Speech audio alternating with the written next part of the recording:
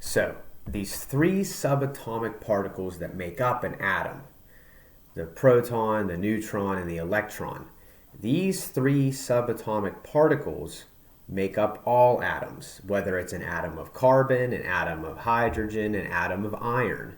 They're all made up of protons, neutrons, and electrons. And we'll talk about, well, then what makes them different from each other in a few slides. But let's talk more about these subatomic particles. Protons have a positive charge, P for positive. That's a very easy way to remember that protons have a positive charge. Electrons have a negative charge.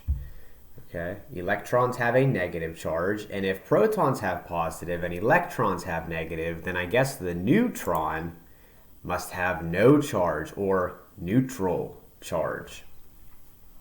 Now, when I say charge, I mean actual like electrical charge. That's what I want you to think about when you think of positive, negative, and neutral.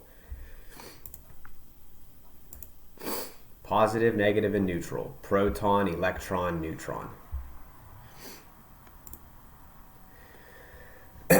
Now the elements. Remember back in the beginning of all this, the periodic table of elements that I showed you? And I told you each one of those elements was an atom. Okay, and that's still true. Each one of those elements is represented by an individual atom. Now, how do we define element? An element is just a pure substance consisting of all the same type of atom. Okay, so if I had like 1,000,000 iron atoms right here in my hand, then I would have the element iron because there's nothing else here but iron atoms. Okay, it's a pure substance consisting of all the same atom, and in our case, the iron atom.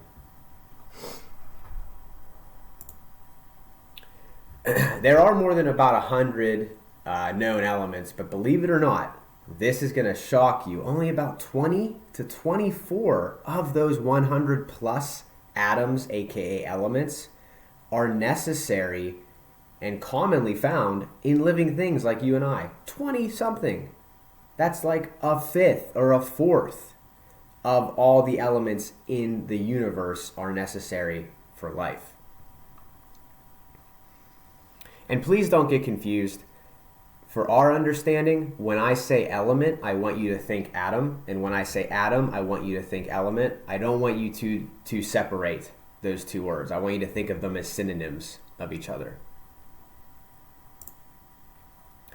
Now, a compound. I said earlier that living things are made up of these chemical compounds, these atoms coming together. Now, a chemical compound, is a chemical combination of two or more elements, aka atoms, in definite proportions. Now, what do I mean by definite proportions? I mean like H2O, like water, right? 2 hydrogens, 1 oxygen. Those are definite proportions. There's always going to be 2 hydrogens. There's always going to be 1 oxygen. Therefore, water is a chemical compound.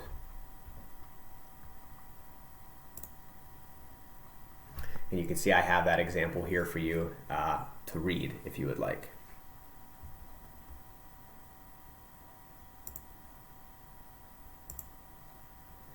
Okay, now we're going to talk a little bit about the atomic structure just a little further. We have another great image of our atom right here. Remember, this is a model. The electrons don't actually orbit like planets around the sun.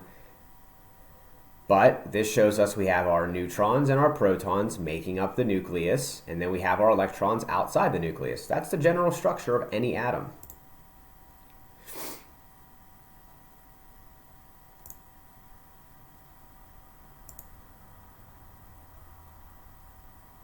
Now, in our model, electrons do orbit the nucleus like planets orbit the sun. But it's just easy for us to understand. Remember, that's not how it actually is in reality, which is what I go into a little more detail here about.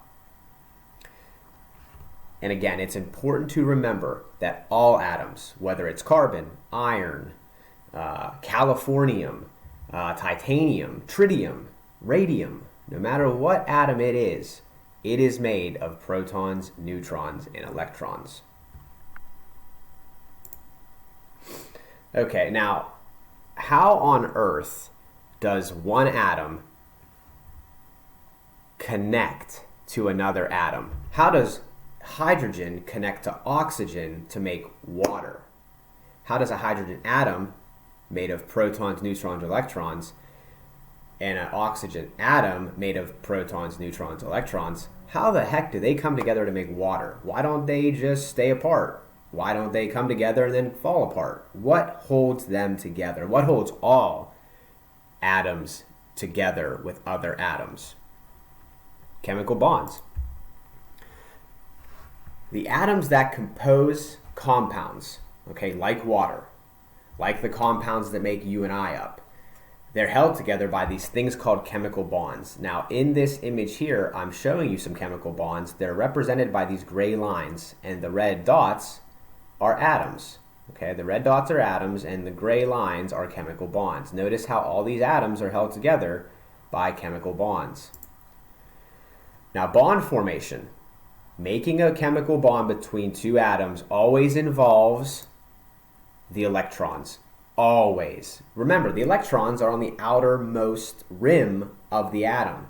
So when two atoms get close together, the only things that are going to interact are going to be those electrons that are outside the nucleus. And we have two main types of bonds that I really want to talk about during our time in this unit, and they are firstly ionic and secondly covalent. We'll talk more about those in a further video.